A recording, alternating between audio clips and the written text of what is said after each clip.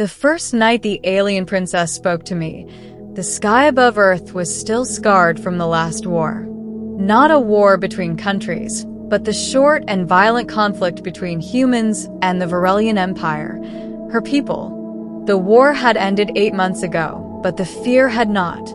Everyone knew the Varelians were stronger, faster, and born with strange shimmering symbols on their skin that glowed when they felt strong emotions.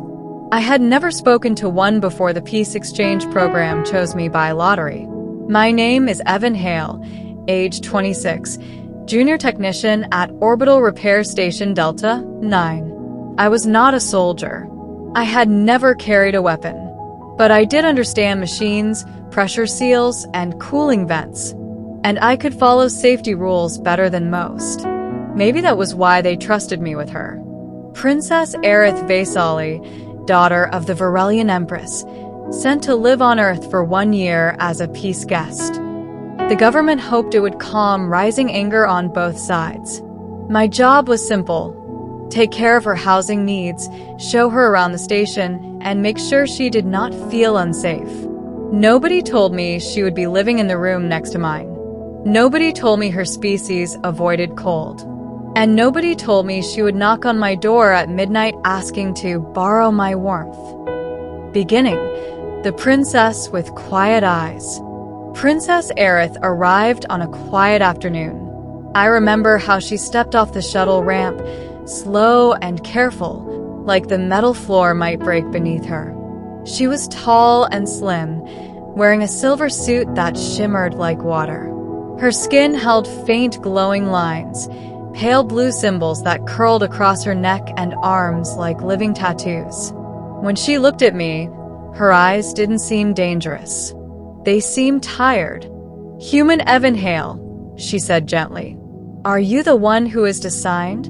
"Assigned," I repeated. "Makes me sound like a piece of spare equipment." She blinked, unsure if that was a joke. "I am learning human humor," she said softly. It was the first time I saw the edge of a smile on her face. She followed me quietly to the guest quarters. The station was not built for royalty. It smelled faintly of oil and metal dust, and the lights sometimes flickered if the generators had a lazy day. But she didn't complain. She simply touched the wall with her long fingers and said, "It is warmer here than I feared. That is good." I didn't understand what she meant then. Not until a technician explained a few hours later. "Varelians hate cold," he whispered. "Their bodies can't handle it. Like reptiles, but don't ever say that word around them." I promised I wouldn't, but a few days later, I learned that the station's heating system didn't reach her room at night. Something about the layout, something about old ducts nobody wanted to fix. I slept fine. She did not. And that first week, she became more and more quiet. She talked less. She looked pale. Her glowing lines dimmed. I filed a maintenance request. It was ignored. I filed a second. Ignored again. Then came the midnight whisper. Middle. "May I borrow your warmth, human?" It was almost midnight when the soft knock came. I thought I imagined it at first. The station was quiet. Most people were asleep. But then came the knock again, 2 gentle taps. "Evan Hale," someone whispered. I opened the door. The princess stood there, hugging her arms to her chest. Her glowing lines were dimmer than ever, almost gray. Her teeth were chattering. Her silver suit looked thin, like it wasn't meant for cold metal rooms. "Princess, are you okay?" "I am not sure." Her voice trembled. "My room is too cold. I cannot rest." I frowned. I told maintenance. They said they fixed it. "They did not," she whispered. I stepped into her room to check. The air felt like a freezer. My breath turned into fog. The vents blew nothing but chilled air, probably because the heating panel jammed again. She followed me silently. "I can't stay in this," she murmured. "It hurts my body, but I do not want to ask the humans on the station." They already fear me. You can ask me, I said. She looked up at me, eyes bright but scared. I came to ask something strange, she said quietly. Something I fear may offend you. Go ahead, I said. I don't scare easy. She clasped her hands together. May I borrow your warmth, human? She looked down. Your species has stable body heat. Mine does not. For us, sharing warmth is not shameful. It is survival. I would not trouble you unless I had no choice. For a moment, I just stared. Her cheeks flushed a faint blue, her species' version of a blush. I just need to stay in a warm room for a little while, she said quickly. Or sit near you. Or rest by the heater in your quarters. I will not ask for more. I stepped aside. Come in, I said. Her shoulders relaxed instantly. She walked into my room, sat on the floor near the small wall heater, and let out a soft sound that was almost a sigh. Thank you, she whispered. If your warmth had not helped me, I fear I would have fallen ill. She rested there for maybe 10 minutes, then 20. I handed her a blanket. She held it like a rare treasure. Humans make such soft things, she murmured. From that night on, she visited my room often, but only when the cold was too much. At first, she sat by the heater. Then she moved to the foot of my bed. Eventually, she would sit beside me, shoulders touching lightly, like she was afraid to take more than I allowed. But I never told her to stop. Talking with her became natural. She told me about Varelian culture, their strict royal training, how she had never been allowed to show weakness. I told her about Earth, my home in Texas, the small farm where I grew up. She asked many questions. Do humans touch their friends often? Why do humans smile when they are sad? Is it true humans will protect strangers without being asked? One night she whispered, Your kind frightens mine not because you are strong, but because you attach your hearts so quickly. I looked at her hands wrapped in my blanket. Is that bad? She shook her head. It is beautiful. Her symbols glowed a soft blue-white.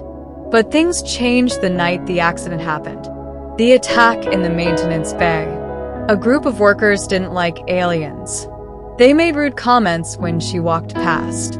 At first, she ignored them. But one evening, when I was fixing a faulty pressure seal in Bay 14, I heard shouting. You don't belong here. She's spying for her people. She should be locked up, not living next to us. Princess Aerith stood near the wall, hands raised, not fighting back.